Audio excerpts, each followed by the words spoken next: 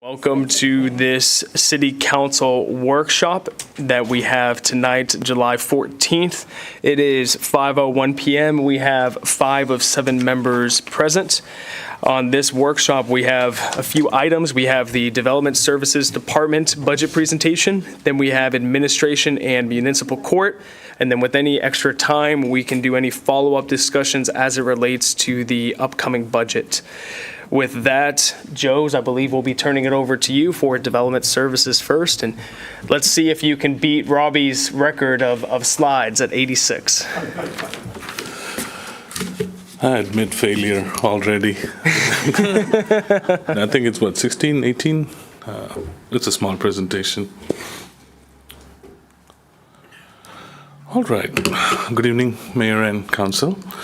Having a vision and working towards it to make it a reality is critical in building and developing cities.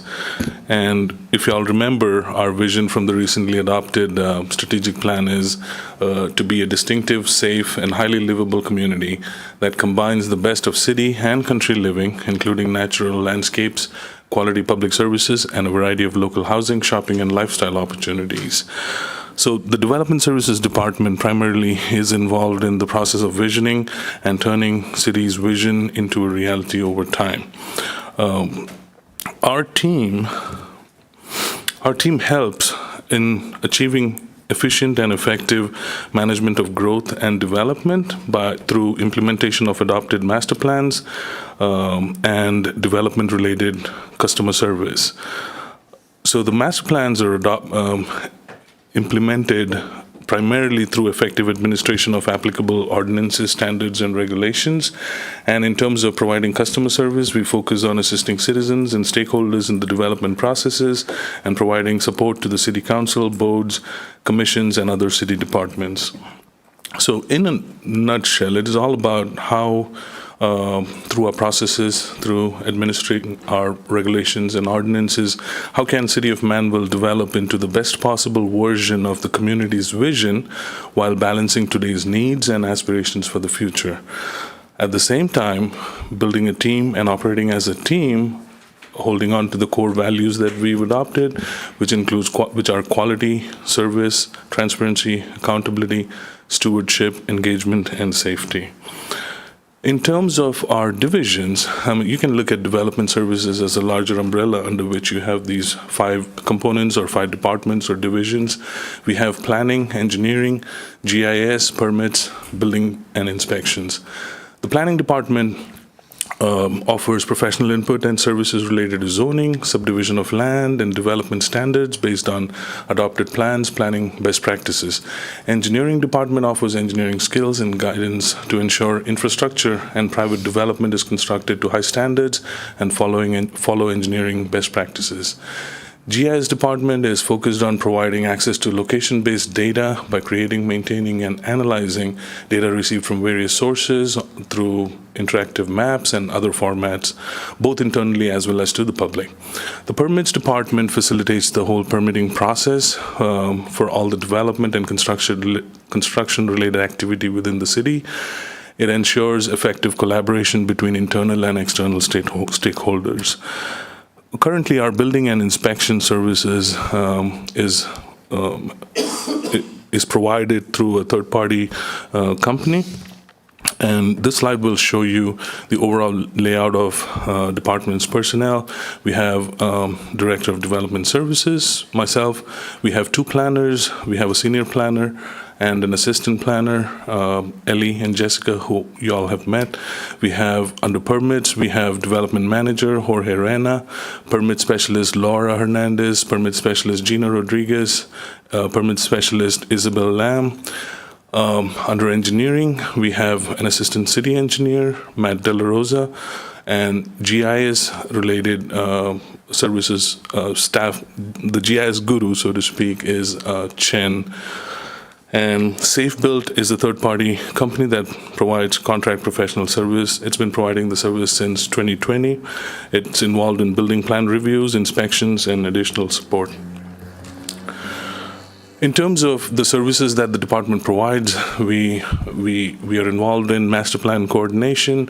We are involved in drafting and kind of walking the adoption of ordinances.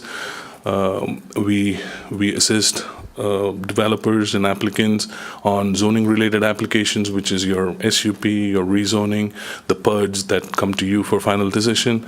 We are involved in planning-related application, all sorts of permits, both residential and commercial, that are related to construction projects. We do civil construction plan reviews for infrastructure as well as private development. We offer support to board and commissions in terms of providing them a recommendation, putting them data sheet in, which provides them an overview of what's being considered, GIS management, and providing maps for both the public and internally. We are, through the development, for development within the city, we are also making sure regularly that we are in compliance with any state requirements, such as the requirements that we have for zoning, a requirement based on any of the adopted technical codes or any other requirements of the state. In a nutshell, we, other than the day-to-day services that we provide, we do our best to find solutions for both simple and complex development-related problems based on the input that we get from the citizens, council, other boards and commissions. In terms of 2024's accomplishment, we've listed a few here on the slide. We had adopted the Manvel Today report, which is part of a larger project of comprehensive master plan and major thoroughfare plan amendment update process. We made Camino Development Guide live. We initiated a process of reviewing our existing forms and development-related processes and started updating them one by one slowly. We've adopted the strategic plan as part of that larger project that we talked about. We also had a few workshops that were done with both the Planning, Development, and Zoning Commission as well as the City Council. We've collaborated with Public Works Department to transition one of the previously existing engineering positions to public work so that there's effective coordination and collaboration between the departments, and that's been working great so far.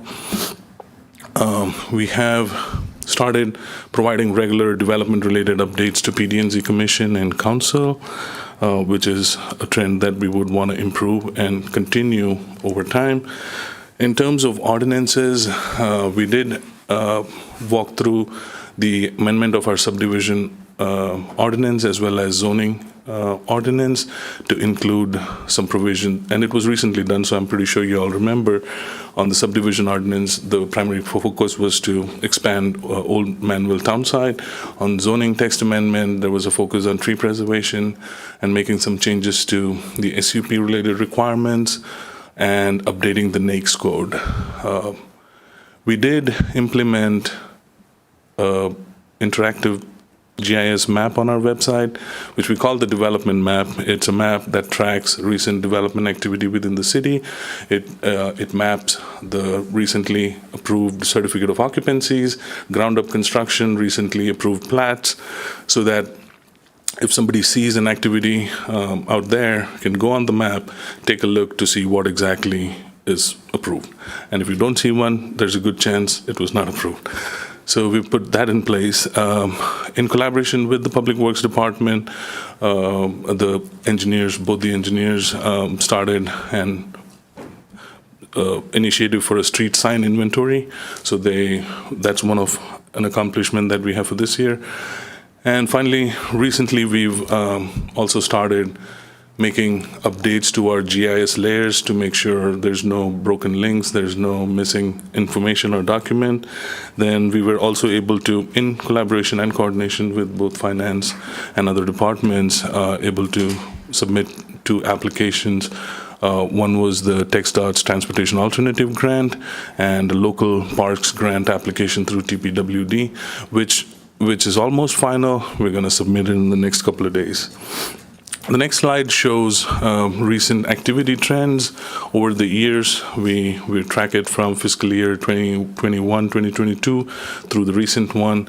And if you see the leftmost column is like a projected number till the end of October. And generally we see an overall upward trend of development activity in terms of permit applications, which shows that we've been more busy than last year. The next slide, again, it's same activity trends being reflected slightly differently so that you could see which aspect has more activity compared to the others. So we have new home permits, which is like large volume compared to the others, followed by the plat reviews. Then the next two slides shows our plan review cost, which we received through Safe Built, and we also have represented our cost on inspections through the same company. I have a slide, this should have gone with the accomplishment slide, but I wanted to point out these 4 projects that are initiatives that are still in the process. We have our strategic plan, comprehensive plan, and major thoroughfare plan amendment that is ongoing. We'll have a workshop with PD&Z on the 28th, and we are looking at September, October adoption of the comprehensive plan and the major thoroughfare plan. The strategic plan was already adopted.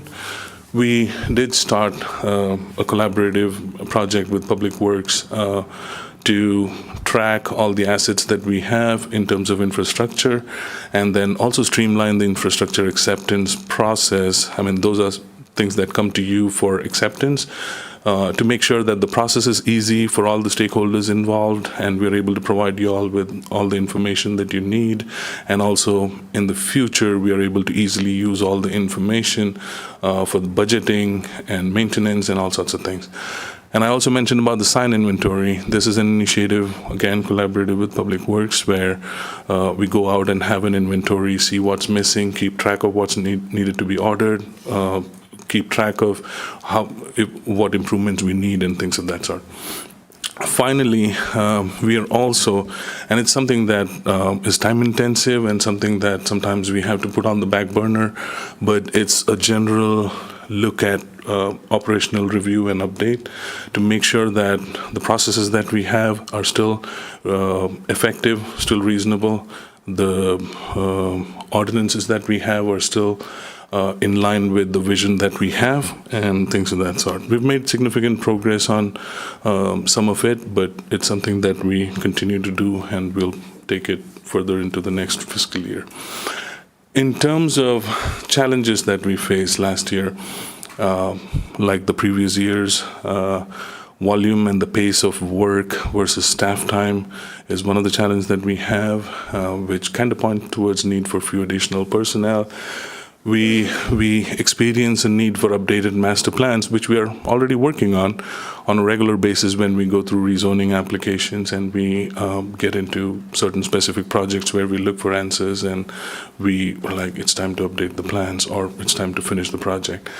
And then also the thing that I mentioned about streamlining and improving processes and procedures for efficiency. I know City of Manvel has evolved since the past several years in terms of personnel, in terms of processes, in terms of leadership, council, commission.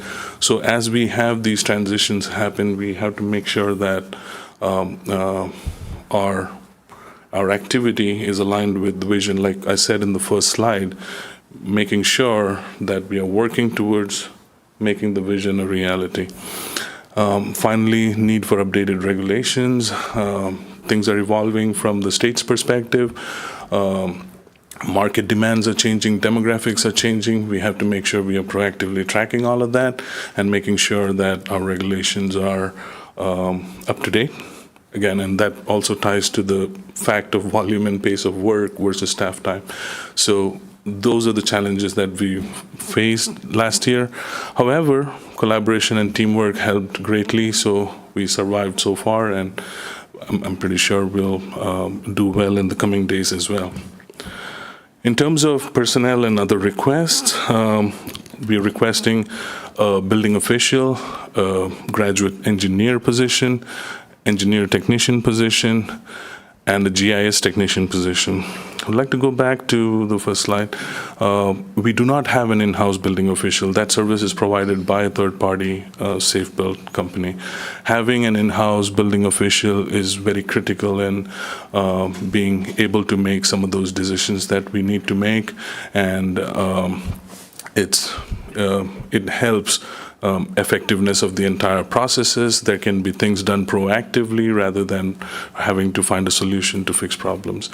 We are also we've seen increase in volume on the engineering-related activities, and as the city is growing, we are trying to make sure we are able to do things proactively. So we see the need for 2 engineering positions that could help us achieve that and get there. And GIS right now is a single-person operation, and this day and age with technology, during emergency events and even otherwise, I mean, there's needs constantly where we have to do analysis, we have to provide data to multiple other departments, and even making sure that we are transparent in terms of providing information to the public and putting stuff out on the website. It's a lot of work, which definitely needs more than one person at this point. We also are requesting to budget an amount of $72,000 annually for AI review. For lack of a better term, I'm calling it software, but it's technically a web-based review service, which is driven by AI, where it does all the quantitative reviews in like seconds, minutes, depending on the size of the plan and depending on how much learning has happened. We've been looking into it, and it looks like a great addition to the services we provide. It will make the review process effective, efficient, save time, and save money. So here's a slide that shows the total that we're asking, and this is without including the benefits on the positions, and the total is $352,000.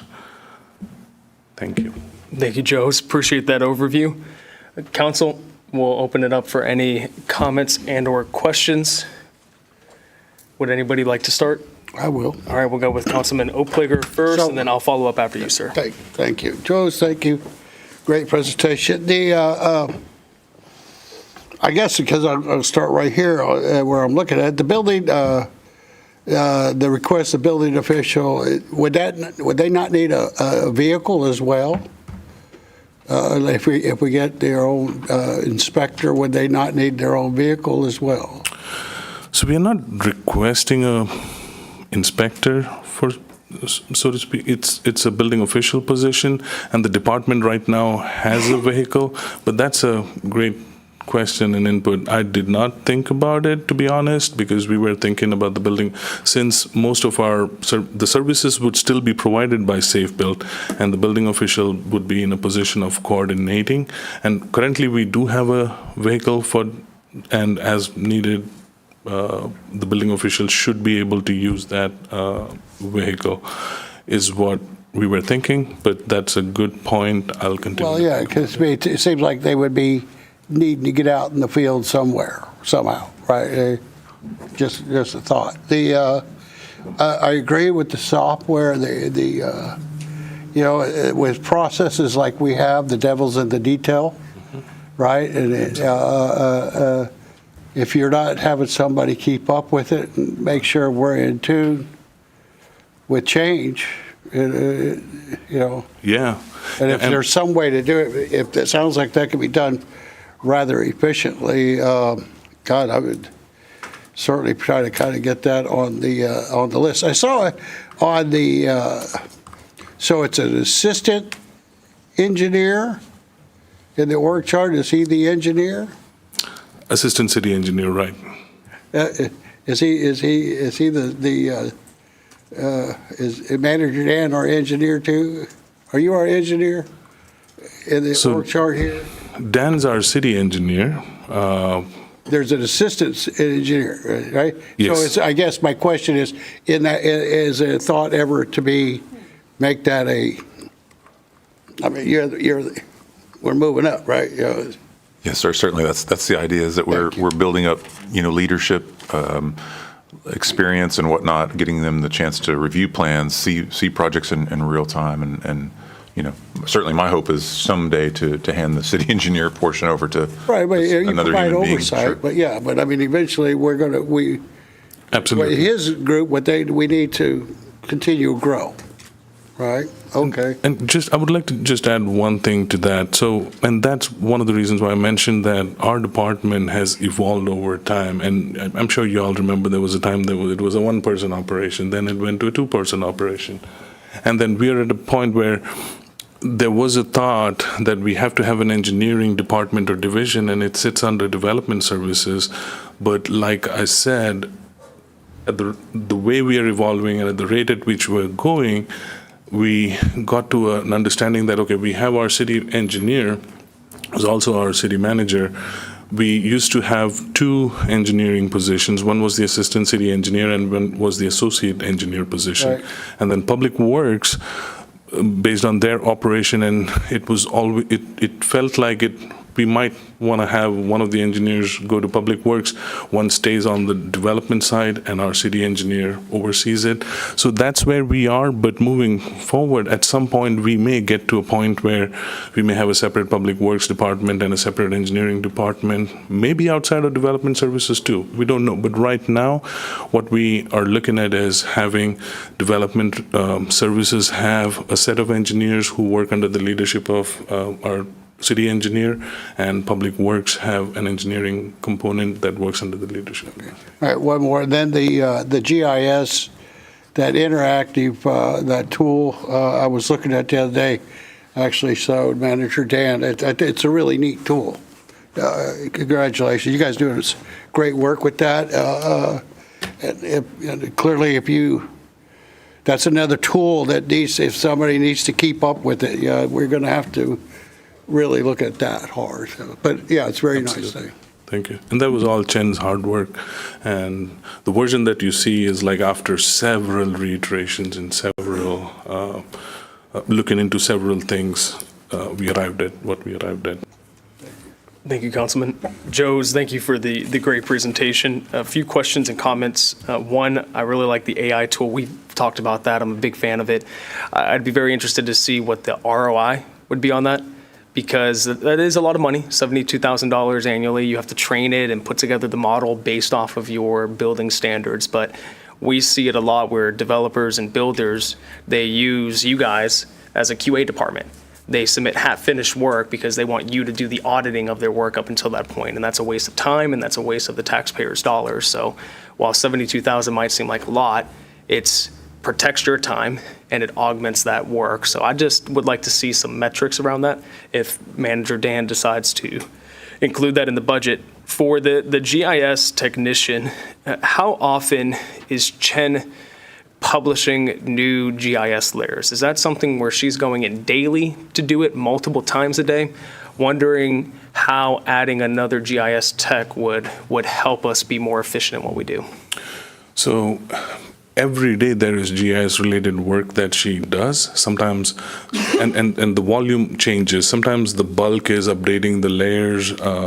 Sometimes it's changing formats, connecting a link, putting together a set of data for, say, finance department or the police department or the planning department. So every time we have a zoning-related application or a PUD-related application, there is a map that needs to be put together.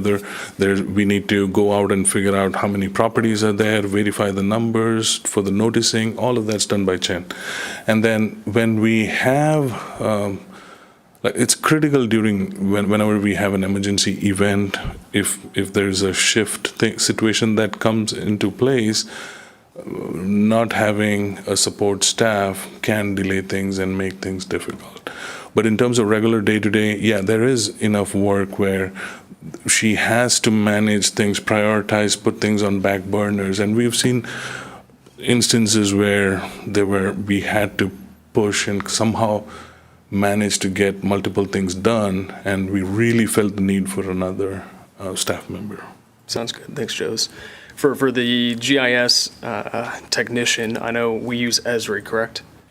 And does our current license and subscription account for another author to go in, or would we have to look at up? I think we can manage with what we have. And the salary that's factored in, it's based on the maximum within a range, and there's buffer for that too. Okay, yeah, because Esri licenses are not cheap by any means, so great. Last question that I have, we've been talking about Safe Built over the past few years, and at what point we want to start to bring that more in-house. The building official at $90,000, I know that's a high end because you got salary, you got the whole package. Would we expect to see the volume, I would suppose, of plan reviews that are being outsourced reduce? So where that $90,000 would be taken from the $150 that we currently pay? Or would we still expect to pay Safe Built $150,000 a year, and on top of that, be taking on this $90,000 cost for a building official? That's a great question. With the building official and if we're able to make the AI software work the way it does, definitely I think there'll be a reduction in the cost that we have. But by the building official alone, the approach is not to reduce the cost on review or the building official take on a lot of reviews. The building official will take some of the big reviews or the initial reviews, but the goal is to have a building official come in-house to start the very process that you mentioned. What would it take for us? What kind of plan we need to put in place to bring this in-house over a certain period of time? Because right now, none of us are building officials, and we rely very heavily on Safe Built for doing anything proactive, for even figuring out a complex situation. Like I said, I mean, we do our best to find solution to complex problem, but sometimes building official related stuff, it takes us some time to even figure it out because it's not like an in-house position. So that's the primary focus, but it would be the step one to start that process of bringing things in-house. Okay. Does Safe Built currently provide an outsourced building official for us? They do. We do have building, and one of the benefits of having Safe Built for smaller community like ours is they offer a pool where we kind of get one of the best building officials who's out there rather than having just one individual. But I think from the city of Manvel's standpoint right now, having a building official in-house gives us that power in terms of negotiating, or like when it comes to finding solution, it enables us to be in a better position having somebody in-house. Okay. I'd be interested to see what that cost savings would be to Safe Built, because we would no longer have to outsource that component because we're taking it in-house. The last question I have is regarding the 4-year inspection cost. So 2021, 2022 is when we began to outsource to Safe Built. So we began to see a price drop. Of course, as inspections go down, you see the price goes down, but we're now spending $500,000 a year outsourcing our inspections. For one inspector working the standard 40 hours a week, which would be $2,080 a year, that's 9 inspections an hour. Would it not make more sense to, let's say, hire 3 inspectors in-house, which then they only have to do 3 inspections an hour, and we would probably save money instead of outsourcing it to Safe Built? Have we ever run a cost-benefit analysis to see, because now that it's starting to tick up, I'm concerned about how much we're outsourcing it for compared to in-house. And where my mind goes, Joe's, is also, we talk about project management. Of course, inspections are going to ramp up, they're going to ramp down, so you have to be wary of that. I'm just wondering if this is still the best use of the taxpayers' dollars. So right now, I would say we may not have that option to, because, in order for everything to run smoothly, we have to have a setup, like a building and inspection. Like, for example, if an inspector is out, we cannot just manage with one inspector and offer the same level of service that the city of Manvel offers right now or better. So like I said, bringing the building official in would be that first step to kind of map that whole thing out, saying, hey, in terms of cost versus benefit, this is the plan for bringing things in-house to save money. How many inspectors work for us a year at Safe Built? I'm not 100% sure, but we have at least 2-3 inspectors who work on the inspections regularly for us. Because, I want to get some numbers around that, because we'll paying definitely look into $500,000 a year for 2 or 3 inspectors is a lot of money compared to if we brought it in-house. So just understanding some of what that all entails. I know this is putting you on the spot a little bit, but just wrapping our heads around that, forecasting out what we think future inspections are going to be, because the reason why we saw the price drop in fiscal year 22-23 is because inspections dropped. Well, it's great because you're saving money. You're saving money then. So that's something that my eyes are drawn to there. We'll look into that. And when I said 2 to 3 inspectors, I was just thinking building, but we also have our septic, and then we do have some other inspections. Different so the number specialties. could be more, but we know that primarily we deal with 3 to 4 inspectors on a regular basis. Yeah, some more information there would be much Absolutely. appreciated. Thank you, Joes. That's all that I have, Council. Any other? We'll go Mayor Pro Tem Lands, and then we'll go Councilman Oplager. And then, Council, just to remind you guys, we do have a hard stop at 6 p.m. because PD&Z does have a meeting, so I want to make sure we respect that time.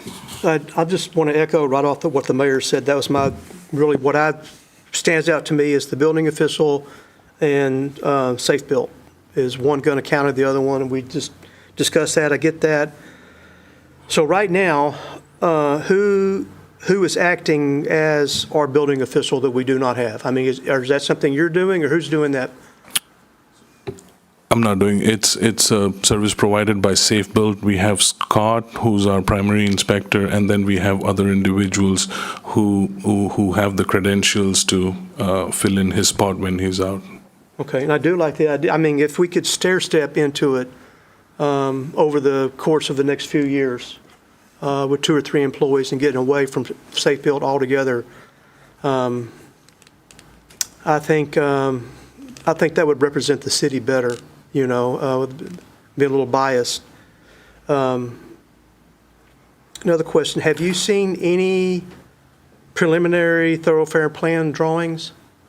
Yes, we've had at least one version of it based on which we had discussions, and it was presented to the Planning, Development, and Zoning Commission as part of one of their workshop. So the July 28th meeting that we had mentioned to you would have another version of it, and after that we have workshop with the City Council before we get into an adoption. Okay. And just from my own personal information, I didn't see the gentleman on the org chart. Could you tell me how, and maybe I'm totally off here, but where does Percy fit in on the departments?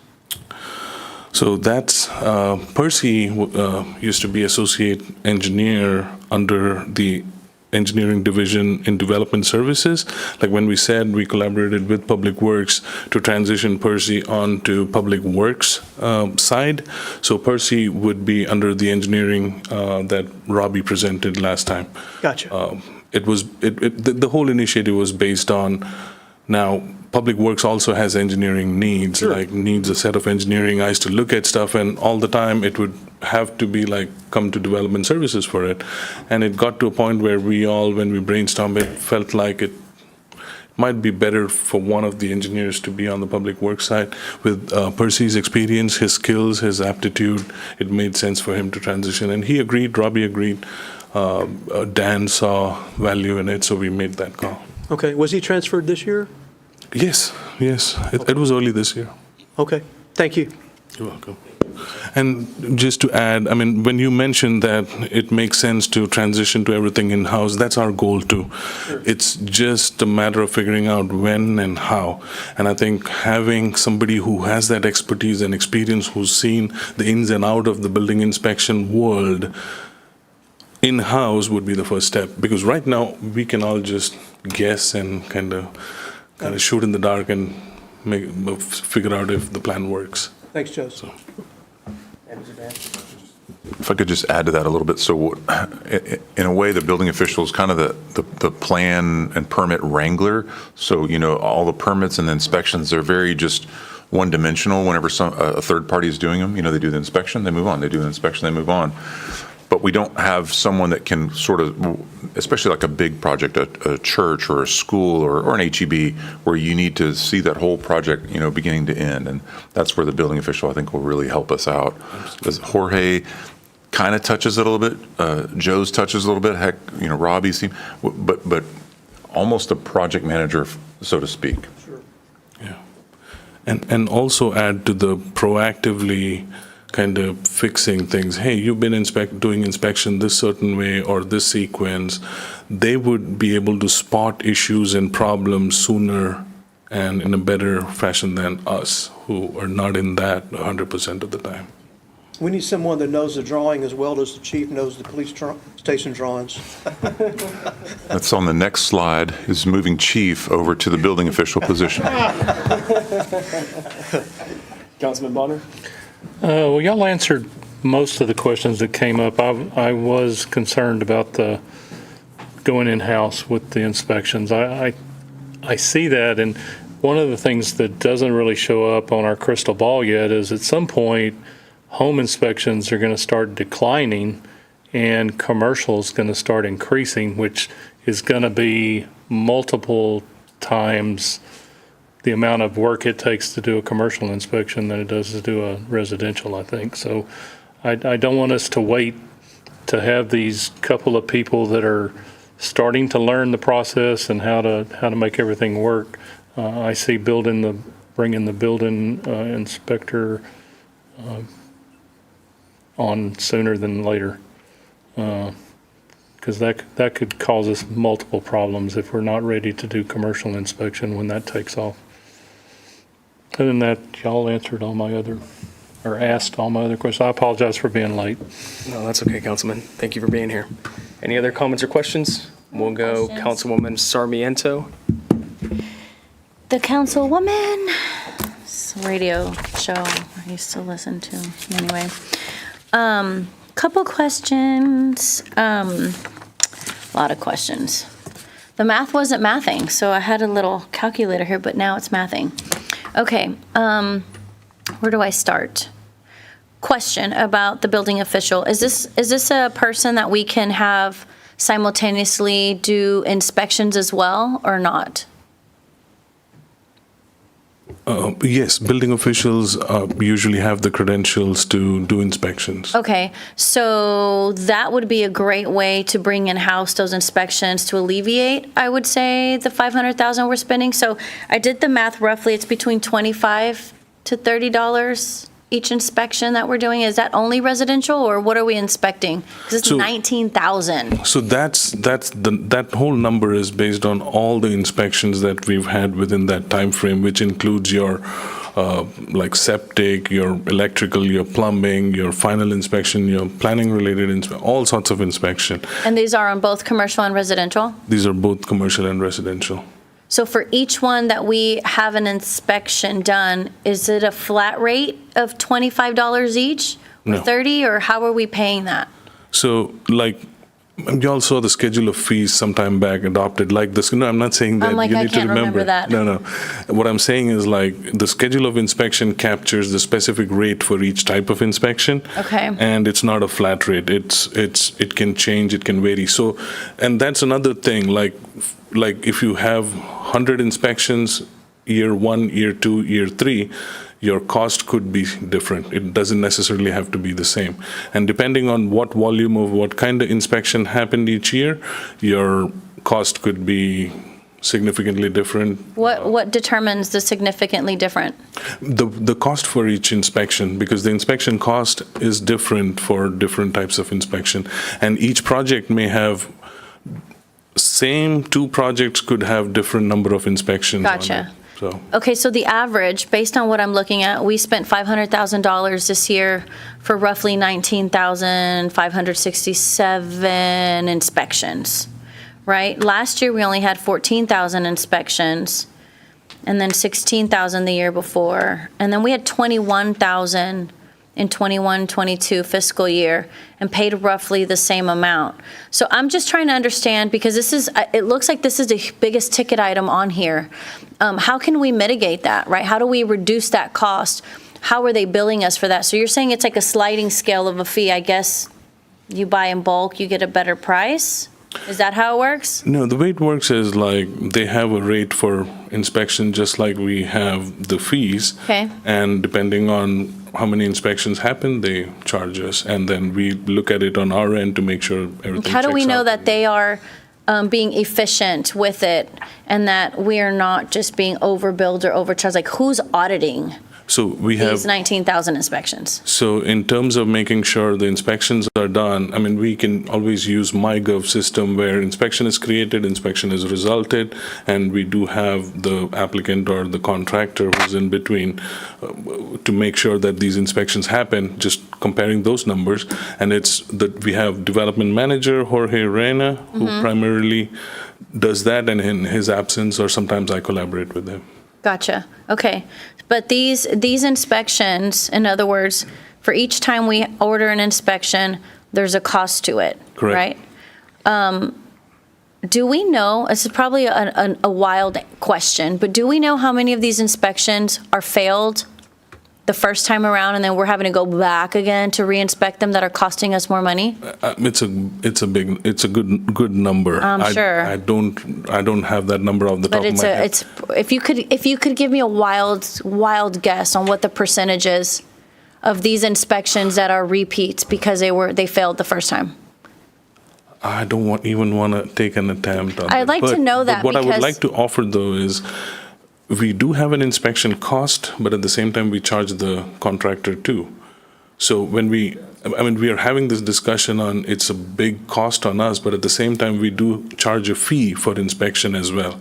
No, I understand that, but it's still time, efficiency, money, and this obviously equates to the experience that they get in working with the city, Right. right? And we've heard it's been better the last 2 years, I'll say.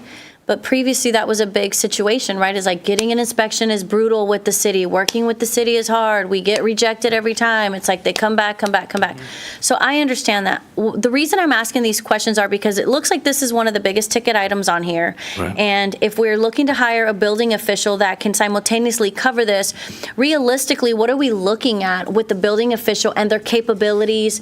We bring them on board. We're asking for 90 grand to hire one. What can we do to maximize that to alleviate the 500,000 that we're being built? Now, you said we're charging for that as well. Right. So is that a net zero cost for us? In an ideal world, it should be. But is it? But sometimes it isn't. To answer your question on how many inspections fails, again, I mean, it'll be a number out of my head. If I Gotcha. said 25%. Okay. I don't know. Okay. But you did say it was a big number. It's a good amount. It's a good amount. Yeah, because on every project we sometimes have multiple inspections, and it's not unique to Manvel. It's not a factor of the inspector Okay. or contractor. It's just part of the game, I guess. Okay. In terms of bringing the building official, the building official has certain credentials that's needed to be a building official, and they do have experience and capabilities to do inspections. But the goal, like I said, is not to bring somebody in to just focus on knocking out inspections and plan reviews.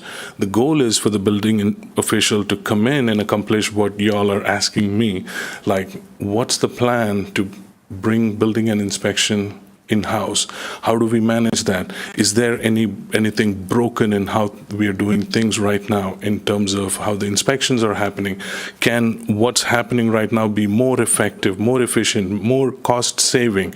Because that's, number one, a little bit outside of our scope of work or job description, or a little bit outside of our skill set. We can maybe estimate a few things, but Okay. it will not be spot on. So bringing the building official in-house will definitely help with plan reviews and inspections and bring the cost down a little bit, but it's not going to be a huge dent. Okay. The primary purpose is for that individual to come in, assess the whole situation, and come up with a plan for y'all to look at based on our resources, based on our budget, based on what we can project in terms of how development's going to go, commercial versus residential, what sort of personnel we need, what sort of resources we need, and what's the timeline within which we can have everything in-house so that we're not having to rely on a third-party consultant 100%. And we may have to step it, like y'all mentioned, maybe shoot for 70%, 50%, 20%, and Gotcha. take a stepped approach. Okay, I have more questions. So with that being said, I like the fact that we're looking for a building official. Obviously, what KPIs, what metrics have we looked at to track our efficiency rate and productivity rate with what we have in-house now to justify growing? Is this stuff that we're actually measuring that can give us data on how much time and effort is being spent that is therefore creating a lag in that efficiency that we're saying we need? Because we're saying we could use a GIS technician, we could use AI software. That's a huge price, $72,000 for a web-based solution per year, right? Yes. Per year, okay. And then So- looking at some of the options out there, this was much more. Efficient- That's a more. effective or lower affordable? number. Okay. Yeah. So to the mayor's question, he asked about the ROI, our return on investment, when it comes to investing in a big software like Right, that. I'm a right. proponent for efficiency, effectiveness, error, omissions, things of that sort. What can make our life easier, faster, more efficient, and cheaper, Absolutely. right? Absolutely. Less expensive. Time is money. So when I'm looking at the request here for this AI review, do we have something to say, this is how much it's going to save us, this is how much it costs, but we've done the numbers to justify this investment? Because it may be an upfront investment, but on the back end, it's going to help us save money by saving time, by saving resources, and moving things along faster. Do we have that? We don't have an extensive research analysis like you're asking, but we went with how much time does it take for an expert plan reviewer to review something. Okay. And then how much time does an AI software, like just take a simple example of an HEB comes in and they have 256 parking spots and the minimum requirement is 250. For an individual to count those many parking and verify, if it takes 10 minutes, this software can do it in 2 seconds. Okay. And then we extrapolate that in terms of time. Perfect. So we've looked at it from that perspective rather than taking like everything we did and everything we have and do spreadsheets and stuff. We haven't done that, but like Mayor's point and your point, we can look into it too. Great. I'd love to see that information. Data sells.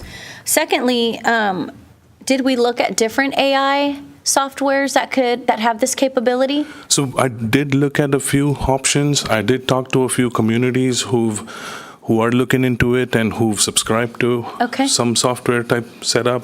Looked at some news articles and looking at that. There's one entity that everybody offers different. Everybody's prices are different, but this was like I didn't want to put in a number that had more chances to get rejected, so I put a lower number. So could it potentially be more than that, is what you're saying? No, there's a good chance No, that not at all. there's a good Okay. chance that we'll be able to negotiate it to that amount based on some of the conversations we've had in the past. And then if we go for everything you're asking, what is your success rate, or what does it look like in 12 months from now? Like, hey, we asked for this, we got this. What does that benchmark of success look like for you and your department should all of this go through?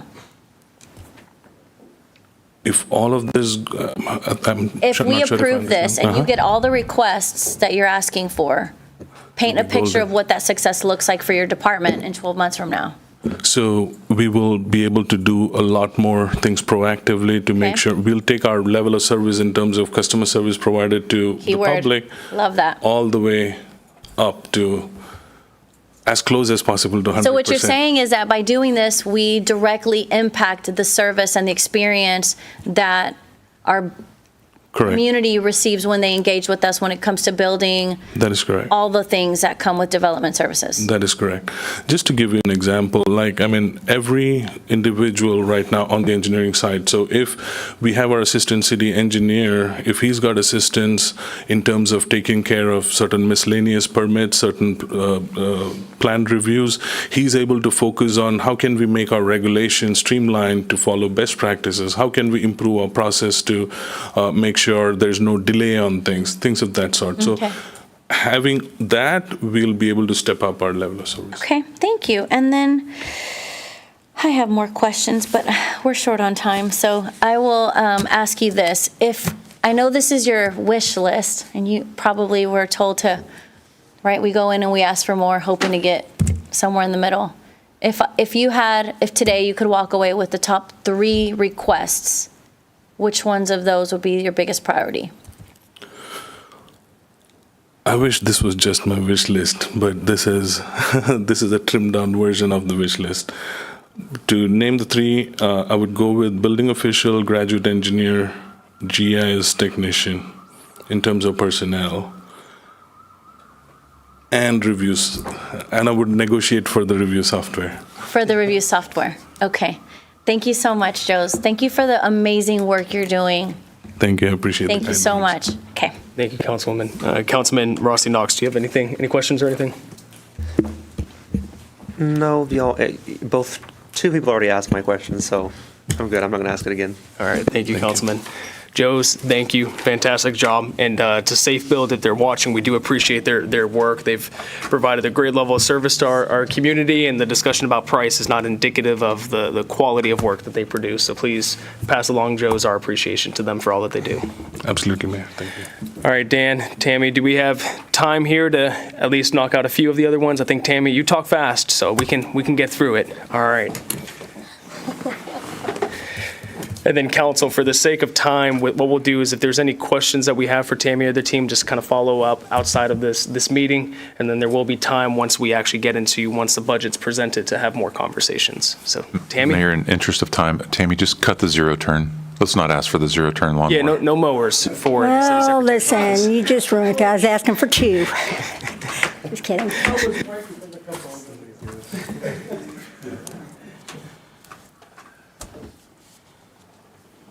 Okay, we're going to start. It's going to be the administration, so the city secretary's office, then the court, and the public information office. For the city secretary, trying to think of what describes us the most, I would say we're the connecting point between the city council, the staff, and the residents. So if you kind of picture a triangle with the secretary's office in the center, we kind of bring it all together. What is a city secretary? Kind of goes into a city official who maintains public records for vital statistics, issues license, etc. You can look at the Wikipedia definition as well. On the next page, I always like this one. The city secretary, along with the tax collector, is the oldest public servant role in local government. I think that's pretty exciting to think of that one position. It's one of the one positions a city has to have. It doesn't necessarily can't be dual roles, but you have to have one. In Manvel, the office of the city secretary is appointed by and serves at the pleasure of the city manager with the concurrence of city council. There shall be an assistant city secretary, that is Alyssa Deaton. Sometimes people mistake that position as my secretary. Make no mistake, she's not my secretary. She is the assistant city secretary. I think that's important to note. Her roles are way more important than just being my personal secretary. However, I will ask for one. It looks like the budget's going to be lean this year, so maybe next year. I don't know. What do? We get information for the council. We set the meetings, agendas, the minutes. We handle the city elections. We ensure compliance with open meetings and open record laws.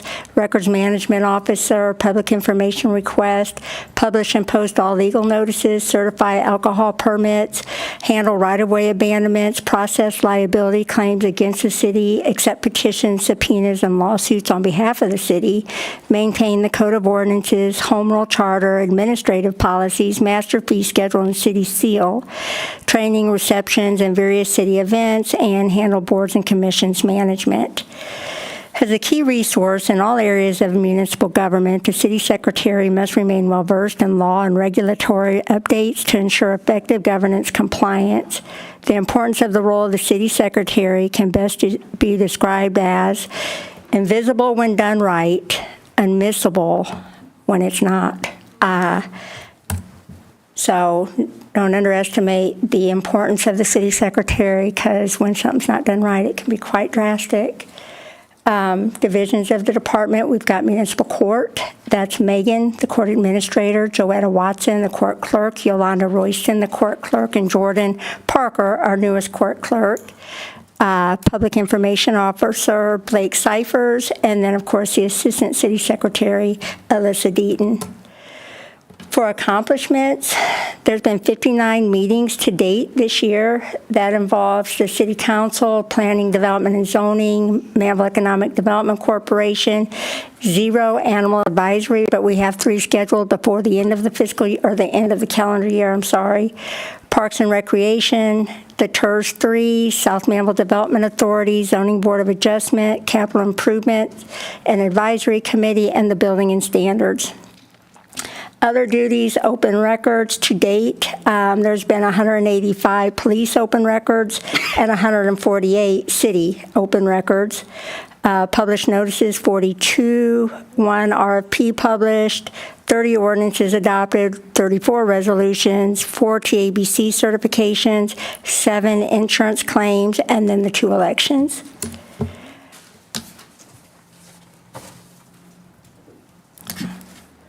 For the personnel and other requests, in keeping mindful of the overall budget and recognizing the many important needs across all city departments, our department's budget is remaining largely unchanged for the upcoming fiscal year. We're committed to working efficiently and continuing to meet the growing demands of our responsibilities. However, looking ahead, fiscal year 26-27, and I want to get this planted because sometimes you ask for 5, you get 1. We're not asking for anybody, but we will be next year. So for next year, the request would be a records clerk. This year, what we plan to do is revamp 2 positions, 1 for Alyssa, adding a few extra responsibilities, and 1 for the court department, which would be a senior court clerk.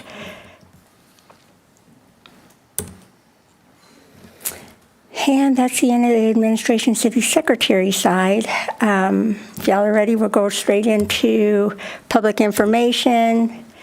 The Public Information Office serves as a communication hub for the city. It manages and disseminates information to the public through various channels, press releases, social media, websites, and public events, handles all marketing and promotion for events and outreach initiatives. For Facebook, you can see the jump from the October 24 through July 25 to past dates, from 199,000 in 23-24 to 394,000 for current. A big piece of that might be the mayor's activeness, and as you see things that the mayor's post, we post. We like to reverse that around. One day, we're going to get ahead of you, I promise. We're going to make a little competition. Instagram as well. Last year was 2,892. Reach this year, 7,060. Next door, not quite as big of a jump on the next door. Not sure what caused that. If we just weren't seeing the outreach on that, so we just haven't posted as much on Nextdoor. And then LinkedIn, we did not have a comparison for the 23-24 year. The ask for the PIO, our hope is to update the room behind y'all over there that says storage. We'd like to make that a live stream room where Blake will sit back there and we'll have it all set up to do the meetings live stream. Part of that will entail a little bit of a remodel in there. Also, $3,395 for a camera bundle, and that $1,095 for the Black Magic design. That together is to put more cameras out here and have a better live streaming experience where you can see multiple screenshots. You might be able to see me, but then you'd also be able to see the crowd. You can see the mayor and y'all, but also see what's going on back there, so that it gives better views for the live stream. Aligning the PIO goals with the core values, the Public Information Officer promotes transparency and accountability, communicates strategies that result in community engagement and responsiveness, ensure goals are centered on integrity, respect, and collaboration, foster trust through proactive information and sharing, and emphasize public service commitment in all communications. And then we can go straight into courts if y'all are ready. On the court, court plays a vital role with local government, responsible for adjudicating Class C misdemeanors directly impacting the community.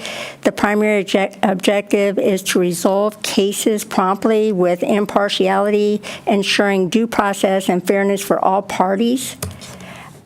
Services of the department, customer service, ensure compliance with court orders, manage case filings, and educate the public about legal rights, responsibilities, and judicial processes.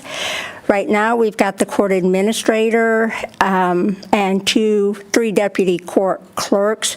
Two of them handle kind of the warrant side, and then we have a docket clerk. The one that we do not have any longer is a juvenile case manager.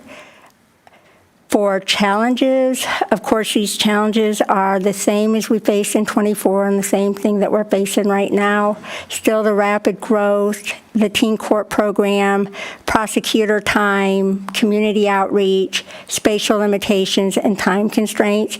Truly understanding a lot of this is going to improve as the courts gets in their new building and has room to grow. 5-year staffing plan. For this fiscal year, we're not asking for any additional staff. They'll stay with the court administrator, 1 senior clerk, and 2 deputy clerks. Next fiscal year, the request would be to add a juvenile case manager and 1 deputy court clerk. The 27-28 would be to add a full-time prosecutor. 28-29 would be to add a warrant clerk and